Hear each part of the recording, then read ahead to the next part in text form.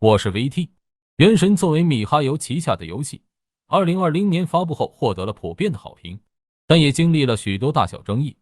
即便如此，原神还是在商业上取得了惊人的成绩。发行的第一年就获得了超过23亿美元的收入，是有史以来营运第一年收入最高的游戏，而后成为了最受欢迎的游戏之一。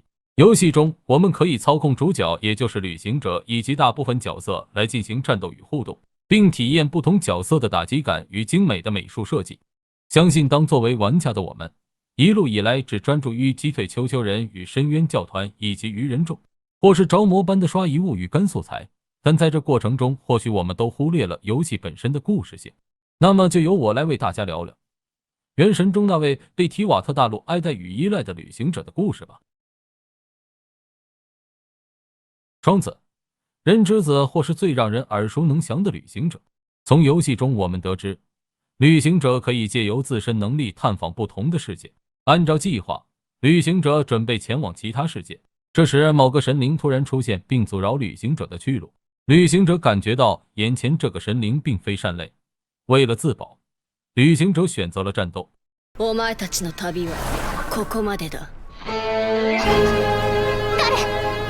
この天理の調停者がここで人の子のおごりに終焉を。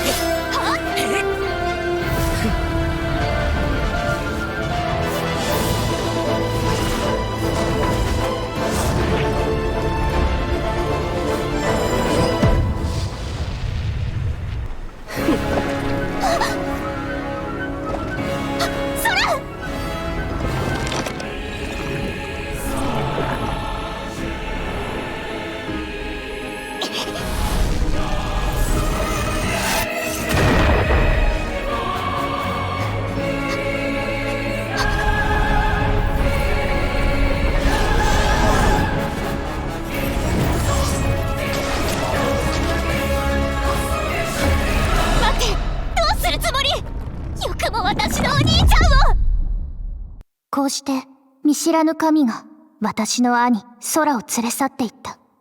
そして私も神に封印され、本来の力を失うことになる。あまたの世界を乗り越えてきた私たちはここで囚われの身となった。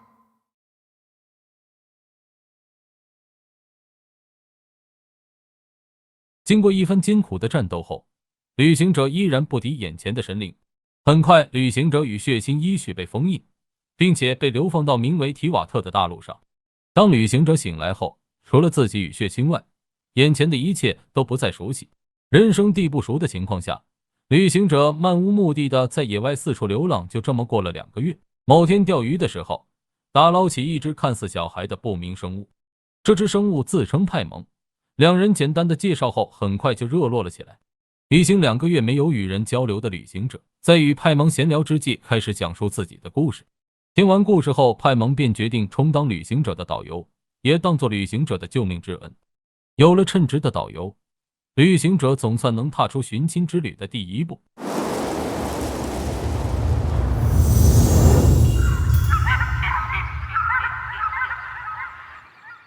在派蒙的带领下，旅行者踏入由风神建立、有着自由城邦美名蒙德的领土。不过只有神灵这一条线索，但是在提瓦特大陆上却有7位神灵，这让派蒙有些苦恼。看到远方的一座象征7神守护世界的7天神像后，派蒙灵机一动地说了一句俗语，语言与诗歌随风飘荡。接着派蒙带领着旅行者来到7天神像前，打算寻求好运。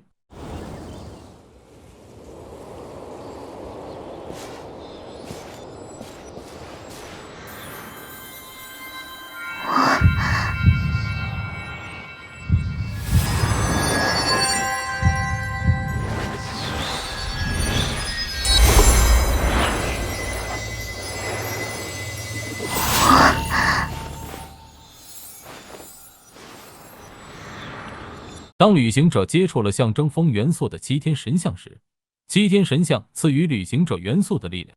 其实旅行者并不具有可以获得元素力量的条件，原因有2个。其一是旅行者身上并没有作为元素之力的容器，被称为神之眼的外部器官。其二也是关键的问题，旅行者不是这个世界的人。然而派蒙只是简单解释，元素之力并不是每个人都能像这样轻松获得。旅行者依然感到诧异与不解，不断思索为何自己也能获得元素之力。但派蒙一句话道破天机，だってお前はこの世界の人じゃないからな。接着派蒙只是再继续往西走就能抵达蒙德城。蒙德城内有许多吟游诗人，或许会有关旅行者血亲的消息。但是在途中突然一只巨龙快速飞过，正好落在一座必定会经过的森林里。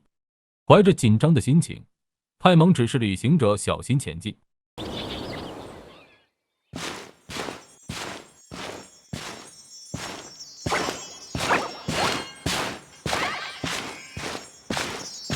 刚踏进森林后，派蒙马上注意到什么，随即两人上前查看，但都被眼前的景象给震惊了。怖がらないで、安心して。僕が帰ってきたよ。あいつドラゴンと話してる？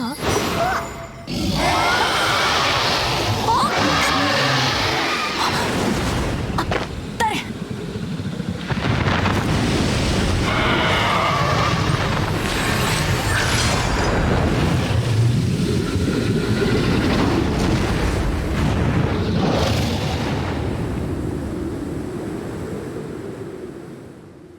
巨龙离开后，两人发现原先巨龙所踩着的石头上有一颗散发出鲜红色的石头。当派蒙接近时，就感觉出这颗石头散发着危险的能量。虽然不知道这颗石头到底是什么，但以防万一，两人决定暂时保管。然而前脚刚踏出森林，后脚还没跟上，就被一道声音给阻止了。あんた待ちなさい！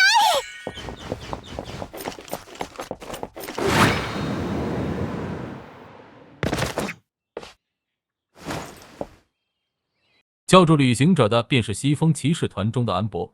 安博作为侦察骑士，负责蒙德野外的维安处理，其中包含了丘丘人势力的管控与盘查，并指引来访者。安博看旅行者的装扮不像本地人，基于职责询问旅行者的来意。派蒙急忙地解释两人并不是什么可疑的人物，但安博并没有听信派蒙的说辞，反倒旅行者客气的自我介绍。得知旅行者的真名之后，就转头开始打量派蒙。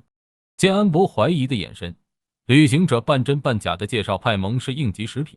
派蒙虽然生气，不过安博也因此放下戒心，并告知野外因巨龙的关系变得十分危险，希望旅行者尽快进城，而安博也会成为护卫，一同与旅行者进城。不过就像先前所说，安博作为侦察骑士，每次出城都是有任务在身，与旅行者相遇后也不例外。但热心的安博依然带着旅行者一同出任务。就这样，安博特意绕了小路，并寻路找到小型丘丘人营地。在旅行者的帮忙下，很快就将丘丘人营地给扫空了。在后面掩护的安博非常意外，没想到旅行者也是可以战斗。不过派蒙对于这个驻扎在蒙德城附近的营地感到非比寻常。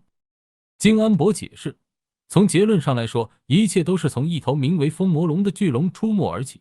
风魔龙的出现导致蒙德境内的生态平衡被破坏，进而引发丘丘人的势力范围变得不可控。西风骑士团内部十分清楚前因后果，但依然无法有效抑制丘丘人那越来越近的营地。完成任务后，安博与旅行者一行人终于抵达了蒙德城。